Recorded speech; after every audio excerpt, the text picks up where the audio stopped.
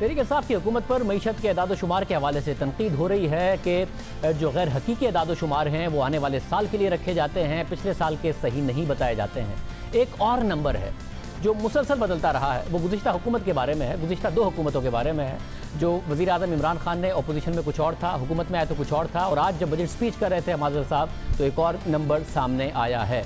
वो ये है कि 10 सालों में कितना कर्ज लिया गया नून लीग और पीपल्स पार्टी की हुकूमत की तरफ से। इलेक्शन से पहले वज़ीर आज़म क्या कहते थे, पहले ये सुनिए।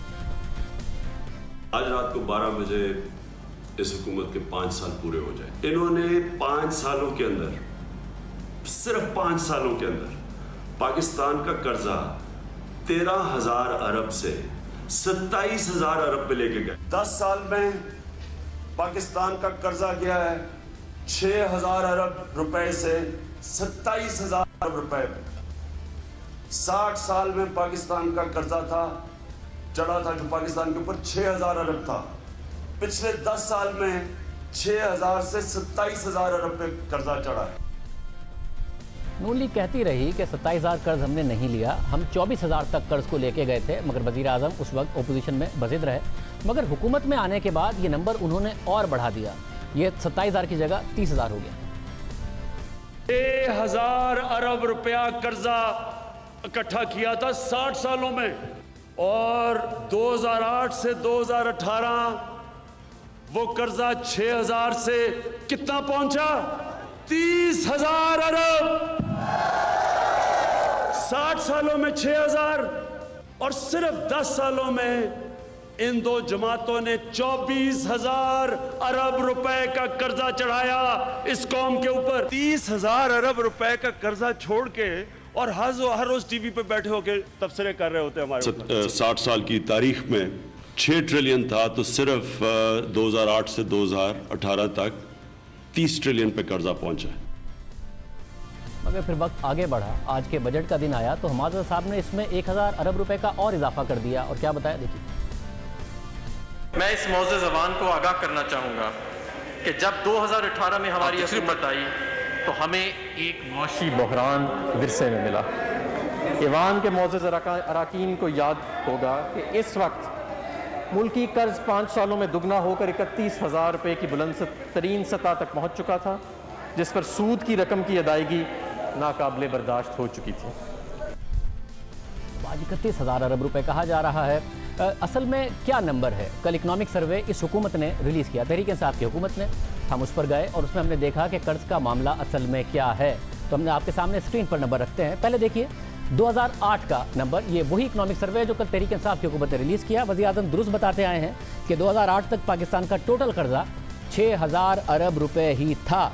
मगर फिर जब हम आगे बढ़ते हैं, 2008 में 6,000 अरब रुपए के नंबर आपके सामने स्क्रीन पर है, और उसके बाद जब हम आगे बढ़ें और उस टाइम पर जाएं जिस वक्त नून लीग की हुकूमत आई थी, यानी कि 2013 में, तो उन्हें यह कर्जा मिला 14,292 अरब रुपए, यानी कि 14,000 अरब पर यह कर्जा पहुंच चुका था 2013 में। और 2018 में जब नून लीग ने हुकूमत छोड़ी तो यह कर्जा 27,000 अरब रुपए नहीं था, ना ही 30 ना ही 31,000 अरब रुपए था, बल्कि 24,953 अरब रुपए था। और अब तहरीक इंसाफ की हुकूमत के 19 माह गुजरने के बाद मार्च 2020 में खुद अपने इकनॉमिक सर्वे के मुताबिक ये कर्जा पहुंच चुका है 35,207 अरब रुपए पर। यानी 5 साल में नून लीग ने 10,000 अरब रुपए जो कर्ज में इजाफा किया था, वो 19 महीने में 10,000 अरब रुपए का इजाफा तहरीक इंसाफ की हुकूमत की तरफ से भी कर दिया गया है, जो तहरीक इंसाफ का अपना इकनॉमिक सर्वे बताता है। और अगर हम एक और कर्ज का क्राइटेरिया ले लें जो कि इकनॉमिक सर्वे के मुताबिक ही है, उसमें टोटल पब्लिक डेट है, यानी हुकूमत का नहीं बल्कि उस मुल्क के ऊपर जितना टोटल कर्जा है, और इस डेट में हुकूमत का अपना एक्सटर्नल डेट, IMF से लिया हुआ पैसा, एक्सटर्नल लाइबिलिटीज़, इसके अलावा प्राइवेट सेक्टर ने जो पैसा लिया है वो भी शामिल है। साथ में पब्लिक सेक्टर इंटरप्राइजेज ने जो बैरूनी और डोमेस्टिक कर्जा लिया है वो भी शामिल है। कमोडिटी ऑपरेशंस के लिए जो कर्जा लिया गया वो भी शामिल है। वो सब मिला के अगर देखा जाए तो आपके सामने रखें, ये कर्जा 2018 में था 29,879 अरब रुपए, 2019 में हो गया 40,223 अरब रुपए, और मार्च 2020 में हो गया 42,820 अरब रुपए। यानी इसमें तकरीबन 13,000 अरब रुपए का तहरीक इंसाफ के 19 महीने में इजाफा हो चुका है। ये नंबर भी 31,000 अरब रुपए नहीं है जो कि आज हम्माद अजहर साहब की तरफ से बताया गया। ये टोटल डेट है जिसमें प्राइवेट सेक्टर का कर्ज भी, सिर्फ हुकूमत का नहीं, प्राइवेट सेक्टर का कर्ज भी शामिल है। वरना जो हुकूमत का डेट है, जो वज़ीर आज़म बताते थे कि 2008 में 6,000 अरब रुपए था, वो 2018 में 24,900 अरब रुपए था, ना कि 27,000 अरब रुपए, ना ही 30, ना ही 31, और अब वो खुद उनके अपने डेटा के मुताबिक 35,200 अरब रुपए पर है। ये जो मामला है, जब तहरीक इंसाफ की हुकूमत को आए चंद दिन हुए थे, ये मामला हम हम्माद अजहर साहब के सामने रख चुके हैं। 3,500 अरब रुपए तकरीबन कर्ज बढ़ा था, और वो ये कह रहे थे कि जो करेंसी डी वैल्यू हुई है ये तो उसकी वजह से हुआ है, गुज़िश्ता हुकूमतों ने जो कर्जा लिया वो दूसरी वजह से था। नून लीग कह रही थी हमने गुज़िश्ता हुकूमत में पावर प्लांट्स लगाए, सीपेक का प्रोजेक्ट किया, सड़कें बनाई, इन्होंने क्या किया जो कर्जा इतना बढ़ गया। सारे मामला हमने उनके सामने रखे। नून लीग का दावा है कि हमने 11,000 अरब रुपए कर्जा बढ़ाया, और अब तो वेबसाइट पर भी मौजूद है फाइनेंस मिनिस्ट्री की कि 24,000 पर वो छोड़ के गए, 24,800 पर वो कर्जा छोड़ के गए। अब वो कहते हैं 11,000 अरब रुपए कर्जा बढ़ाकर हमने मोटरवेज बनाए, हमने मेट्रो बस प्रोजेक्ट बनाए, हमने 10,000 मेगावाट की इलेक्ट्रिसिटी लगाई, ये सारे काम किए, सीपेक प्रोजेक्ट्स आया, ये सब किया।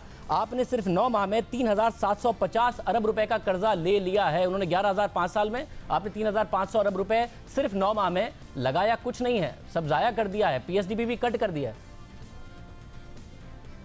बिल्कुल ये बात गलत है कि इन्होंने 11,000 अरब का लिया। अगर आप total public debt and liabilities calculate करें तो पिछले 10 साल में आपका कर्जा 6,000 अरब से 30,000 अरब पे चला गया था। Total public debt and liabilities की डेफिनेशन मैं इसलिए इस्तेमाल कर रहा हूँ क्योंकि पिछली हुकूमत को एक आदत थी कि वो कंपनियां बना लेती थी और सारा जो डेट था वो उनकी बैलेंस शीट पे ट्रांसफ़र कर देती थी। वो आपके बजट डॉक्यूमेंट में और पब्लिक डेट के अंदर वो रिफ्लेक्ट नहीं करता था। तो नंबर 1 तो पहली बात तो ये कि ये जो उनके टाइम के ऊपर जो डेट बढ़ा है। दूसरा, हमारे टाइम पे जो डेट बढ़ा है इसके अंदर अगर आप डीवैल्यूएशन का इम्पैक्ट निकाल लें, यानी कि जो मुस्लिम लीग नून ने और पीपल्स पार्टी ने कर्जा लिया था, जब रुपए की कदर कमी होती है तो उसके ऊपर एक अकाउंटिंग का एक लॉस जो है वो इनकर किया जाता है। उस अकाउंटिंग लॉस की वजह से जो है वो ऐसा महसूस होता है कि जैसे आपका जो कर्जा है, जो पिछला कर्जा पड़ा हुआ था, उसकी रुपयों में रकम जो है वो बढ़ गई है, जबकि डॉलर्स के अंदर वो रकम जो है वो उतनी ही रहती है। और हमने जो कर्जा लिया, अगर आप डिवैल्यूएशन को निकाल लें तो मेरा नहीं ख्याल कि आपको ये लगेगा कि हमने एक्सटर्नल या इंटरनल जो है वो पिछले साल से ज़्यादा लिया। मगर इस डेफिनेशन पर जब आप कहते हैं कि रुपए की जो डिवैल्यूएशन है उसको भी इंक्लूड करें तो हमारा कम है, उस पर नून लीग और पीपल्स पार्टी पर आप क्यों नहीं अप्लाई करते? 60 रुपए पर छोड़ गए थे मुशर्रफ साहब, 120 रुपए पर छोड़ के गई नून लीग, तो उसमें भी तो 60 रुपए से 120 का हो गया ना रुपया। उनको तो आप कहते हैं कि जी डबल कर दिया, जब से ये 10 साल से डेमोक्रेसी आई है इन्होंने डबल कर दिया। अपने लिए आप डिवैल्यूएशन का फैक्टर निकाल देते हैं, उनका भी तो 100% की डिवैल्यूएशन हुई थी, तो उसके निकाल के बताया करें उनका कर्जा। सिर्फ पिछले 5 साल में अगर मैं इसका जवाब दे लूँ तो पिछले 5 साल में आप देखेंगे कि डिवैल्यूएशन का जो इम्पैक्ट आया है कर्ज़ों के ऊपर वो 2 से 2500 अरब या 3,000 अरब ज़्यादा से ज़्यादा आया है। बाकी जितना जो आपका कर्जा बढ़ा है पिछले 10 साल के अंदर, वो 6,000 से जो 30,000 पे गया है, वो सारे के सारा वो कर्जा था जो बाकायदा लिया गया, जिसकी बाकायदा बोरोइंग की गई। और बोरोइंग करके देखें ना, या तो आप बोरोइंग करके आप मईशत के बुनियादी मसले हल कर रहे होते, आपकी एक्सपोर्ट्स बढ़ रही होती हैं, आपकी टैक्स बेस वाइडन हो रही होती, ये सारी चीज़ें हो रही होती। ऐसा कुछ भी नहीं हुआ, वो सिर्फ कर्जा बढ़ता गया, आपके फॉरेन एक्सचेंज रिजर्व्स नीचे जाते गए और मसनूई तौर के ऊपर एक तासर देने की कोशिश की गई कि जी चीज़ें जो हैं वो ठीक चल रही हैं। यहाँ तक कि आपके स्टेट ओन्ड एंटरप्राइजेज जो हैं उनके नुकसानात 3 गुना बढ़ गए।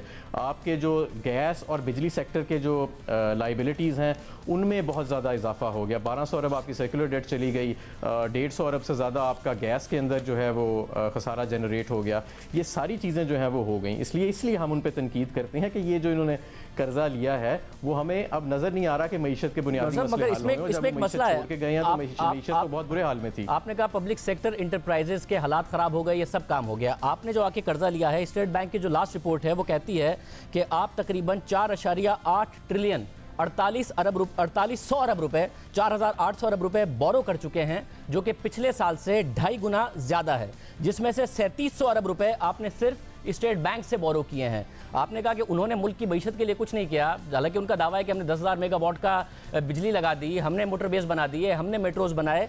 तो ये जो 4,800 अरब रुपए आपने बोरो किए हैं, जो पिछले साल से 2.5 गुना ज़्यादा है, उसके बावजूद जो पब्लिक सेक्टर इंटरप्राइजेज हैं उनके जो कर्ज हैं वो 88% बढ़ गए हैं। उन्होंने 88% ज़्यादा बोरो किया है। तो आपके आने के बाद नुकसानात भी बढ़ गए, आपके आने के बाद स्टेट बैंक से बोरोइंग भी बढ़ गई, और आपके आने के बाद पीएसडीपी भी कट हो गया। तो ना सड़कें बन रही हैं, ना पावर प्लांट्स लग रहे हैं, उल्टे कर्जे बढ़ते जा रहे हैं।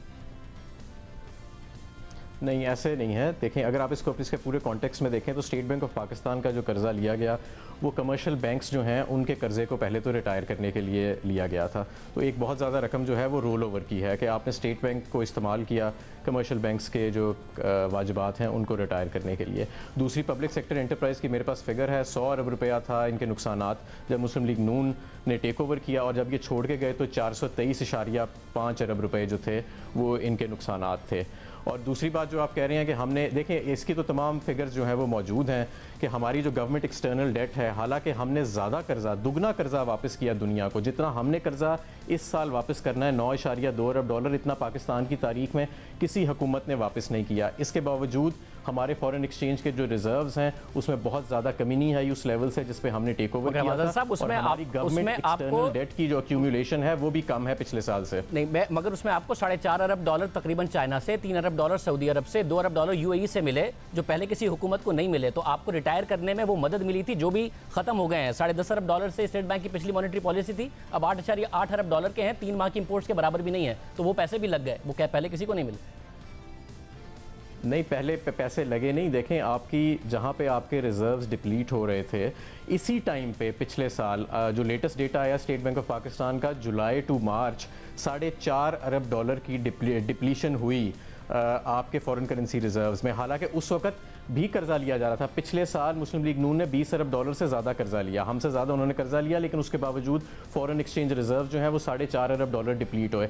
हमारे टाइम पे जुलाई से मार्च में 700 मिलियन डॉलर का फॉरेन करेंसी रिजर्व्स के अंदर इजाफा हुआ। हालांकि हमने ज़्यादा कर्जा जो है बाकी जो दुनिया को हम ओ करते थे वो हमने वापस किया। मगर आपका तो करंट अकाउंट डेफिसिट भी है, सिर्फ कर्जा वापस करने की सूरत में नहीं। और आपने कहा कि पब्लिक सेक्टर एंटरप्राइजेज में उन्होंने लॉस छोड़ा था, इसका जवाब नहीं दिया आपने कि 82% इजाफा है पब्लिक सेक्टर एंटरप्राइजेज की तरफ से जो बोरोइंग हुई है उसमें। 303 अरब रुपए के उन्होंने इस दफा कर्जे लिए हैं शुरू के 9 माह में, 166 अरब रुपए के कर्जे लिए थे जुलाई से अप्रैल 2018 में। तो आपके उसमें तो उनके तकरीबन कर्जे डबल हो गए हैं। तो आपने कौन सा खसारा कम किया है? क्योंकि पाकिस्तान रेलवेज का 2018 में खसारा 26.5 अरब था।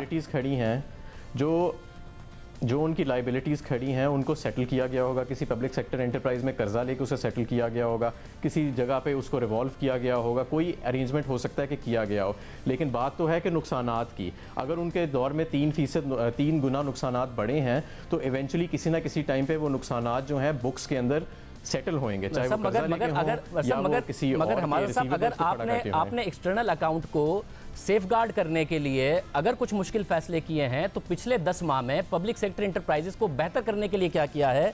पाकिस्तान रेलवेज का खसारा वो 26.5 अरब का छोड़ के गए थे, आपका 29 अरब है। आपने स्टील मिल कुछ रिवाइव नहीं की। इसके अलावा जो पावर डिस्ट्रीब्यूशन कंपनीज हैं उनके लॉसेज अपनी जगह पर हैं। आपने सरमाया कंपनी बनाने का कहा था कि हम बनाएंगे, जबकि पिछले दिनों वजीर आजम ने दोबारा से cabinet committee on state owned enterprises को रिकॉन्स्टिट्यूट कर दिया है जो कि 400 से 500 अरब के खसारे देखेगी। तो सरमाया कंपनी का ख्वाब भी पीछे रह गया, दोबारा ये कमेटी बन गई। तो आप लोगों ने इन खसारों को कम करने के लिए क्या किया? आपके दौर में भी बढ़े ही हैं। नहीं, जो आप थोड़ा देखें, जो पाकिस्तान रेलवेज का खसारा है वो 26 अरब नहीं छोड़ के गए थे, वो ये 38 अरब छोड़ के गए थे।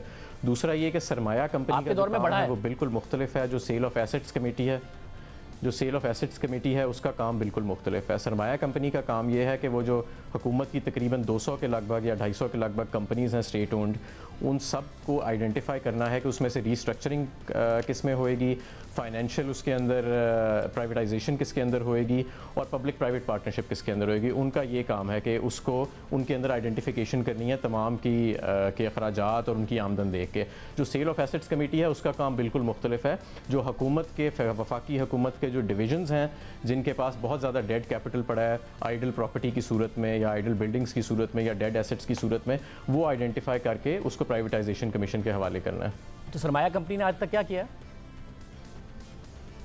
सरमाया कंपनी अपना काम कर रही है, उनकी बाकायदगी से मीटिंग्स हो रही हैं और आप जल्द देखेंगे कि उसके ऊपर आपको हिकमत अमली नज़र आएगी कि तमाम जो 200 के करीब कंपनीज़ हैं उनके अंदर उनको आइडेंटिफाई किया जाएगा कि किसको पब्लिक प्राइवेट पार्टनरशिप में लेके जाना है, किसको डिस्पोज ऑफ करना है और किसको रीस्ट्रक्चर करना है। हमारे साहब 10 महीने गुजर गए, अभी तक आइडेंटिफाई भी नहीं किया। मैनिफेस्टो में था आपके और उसके बाद सितंबर अक्टूबर में कह भी दिया, फिर बार बार दावे किए, अभी तक कंपनीज भी आइडेंटिफाई नहीं की हैं। क्योंकि गुज़िश्ता फाइनेंस मिनिस्टर ने आइडेंटिफाई की थी, ये वाले PIA को स्टील मिल को प्राइवेटाइज करना चाहते हैं ये वाले फाइनेंस मिनिस्टर, अभी तक आपने कंपनीज भी नहीं आइडेंटिफाई की हैं।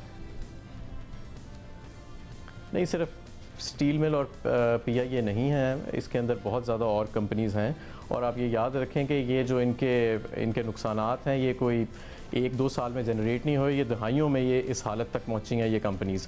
तो जाहिर है कि अब इनके ऊपर एहतियात से काम किया जा रहा है और इंशाल्लाह जल्द आपको इसके ऊपर पेशरफ नज़र आएगी।